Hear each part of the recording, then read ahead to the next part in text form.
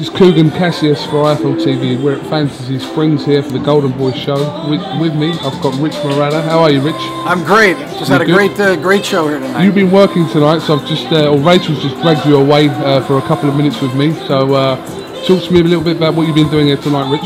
Well, tonight we saw, it was kind of a big night for prospects, young, undefeated prospects under the Golden Boy banner. And they all came through. Dominic Brazil, who fought over in London in the 2012 Olympic Games, a heavyweight. He ran his record to 9-0. And we got to see Julian Ramirez, a kid who's really on the come right now, 10-0, kind of a little Julio Cesar Chavez in the featherweight division, was very impressive in defeating Derek Wilson. And then we saw Antonio Orozco nearly get flattened himself in the first round by Miguel Huerta. And Orozco came into the ring with an 18-0 record, and everybody's raving about him, and he was expected to handle this veteran pretty much with ease the way that he's going. But Huerta rocked him, staggered him badly in the first round. Between rounds, he admitted that he was a little dinged by that shot that he got hit with, but in the second round, he came out and landed a scorching left hook to put Huerta down, and the fight was stopped shortly thereafter. And Orozco's now 19-0. So good night for the Golden Boy prospects on the way up.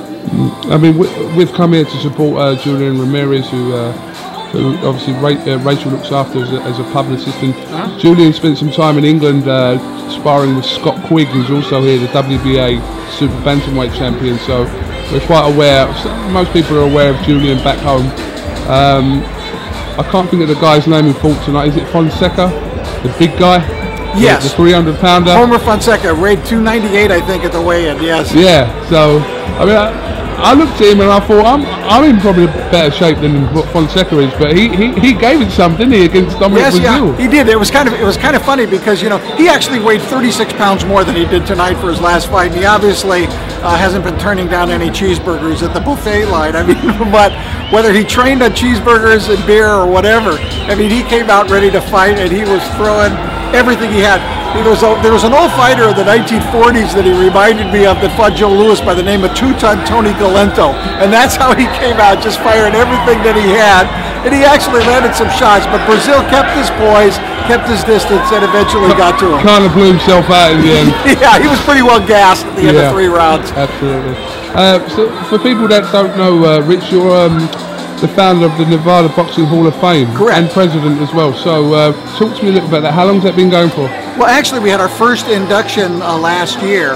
I founded it basically because I was very surprised when I moved to Nevada that there was no Nevada Boxing Hall of Fame. I mean, Nevada's been considered the capital of boxing for the last 2 decades, 3 decades maybe, with so many of the big fights there and being kind of that mecca where fighters wanted to go and fight. So we decided we wanted to go ahead and put together a Nevada Boxing Hall of Fame and honor those fighters who've contributed so much to Nevada boxing, and that's what we did. And we announced our first class of inductees, and then we had a big gala event in the summer at a strip hotel, the Monte Carlo Hotel in Las Vegas. We inducted in the fantastic names that showed up. And I mean, all of these great fighters from the past who have done so much in Las Vegas and in the state of Nevada, Larry Holmes and Julio Cesar Chavez and Sugar Ray Leonard and Mike Tyson, they all attended. Mike McCallum, the body snatcher, they all attended their own induction.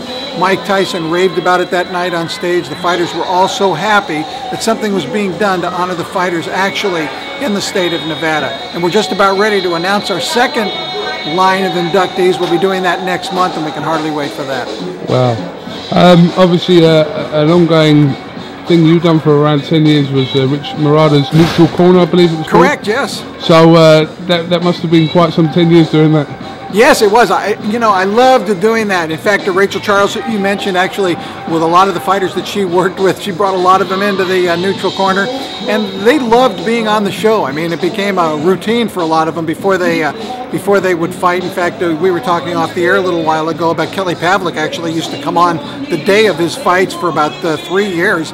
Same day that he would fight, he would come on our show. But we loved doing that Neutral Corner. It was on radio and throughout Southern California and picked up, of course, across the United States.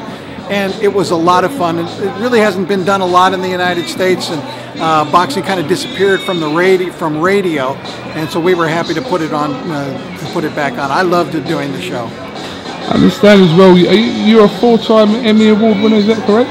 Yes, believe it or not. And That was for basically what they call the Southern California Emmy Awards, and it was 3 of our shows that we won Emmys for were for boxing that we did on KCAL TV, Channel 9, which we were carrying at that time the boxing at the Forum, and in Los Angeles, and we would go do those fights not only at the Forum but in Anaheim, Las Vegas, Lake Tahoe, different, and fighters would fight under the auspices of Forum Boxing.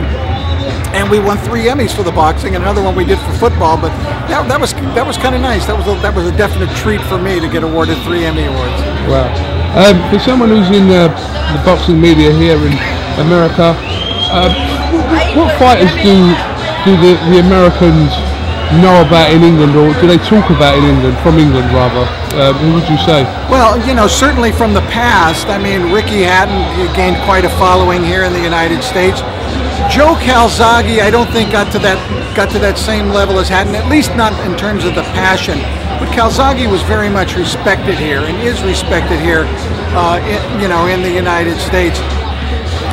Amir Khan, although he's kind of relocated here, I think Amir has quite a following, and it's almost kind of a love-hate relationship a lot of people seem to have with Amir. They think he's really great and he has a great potential, or they think, oh, you can't take a punch and he's not going to get to the top levels of where he really wanted to get before. All right, well listen, Rich, Carl Froch, I don't want to forget him either, because really impressed with Froch, and of course Groves, and the fights that have taken place. In fact, one of my things that I have not done, because of the passion that is felt in these fights that you got with Ricky Hatton, you got with Carl Froch, Joe Calzaghe, the passion, the singing and everything, is still my goal, even at my advanced age here, to get to England and attend a big fight in England that has all of that feeling and all of that passion and all of that singing.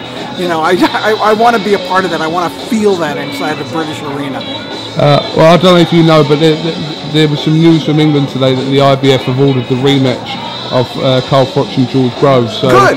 That looks likely to happen unless Carl was to vacate the belt, which it could happen. But the IBF that's their ruling which has been announced today. So we've got that to look forward to after the first fight, which was in November. So yeah, maybe you could get over for that if you're not busy, Rich. Yeah, that would definitely be a good one to go over for. And those fights do get major coverage over here in the United States. Yeah. And I just really love them. Froch's destruction of Lucien Boutet was one of the most fantastic things I've ever seen. And I was never expecting that level of domination.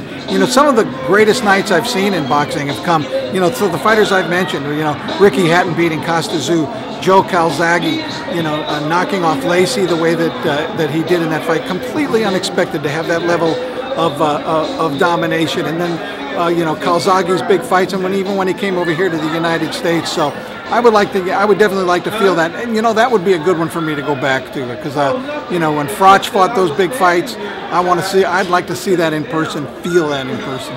Okay, just one word of advice, Rich. If you do come over, leave Rachel here, please.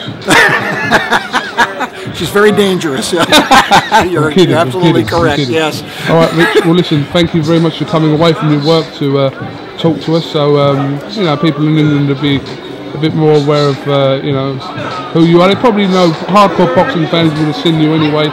So thanks for your time. Thanks very much. One of my best friends in boxing is Barry McGuigan. I've stayed at his home in England, in Kent, and I love the guy. He's one of my all-time favorites and closest friends throughout boxing. My wife is British, so there's no excuse for me not to get over there and experience that. And thank you, and thanks what you're doing too, Kugan, for really helping keep boxing alive. And I know it's got a great follow. I don't think anything has more passion than boxing fans. So thanks a lot for what you do as well.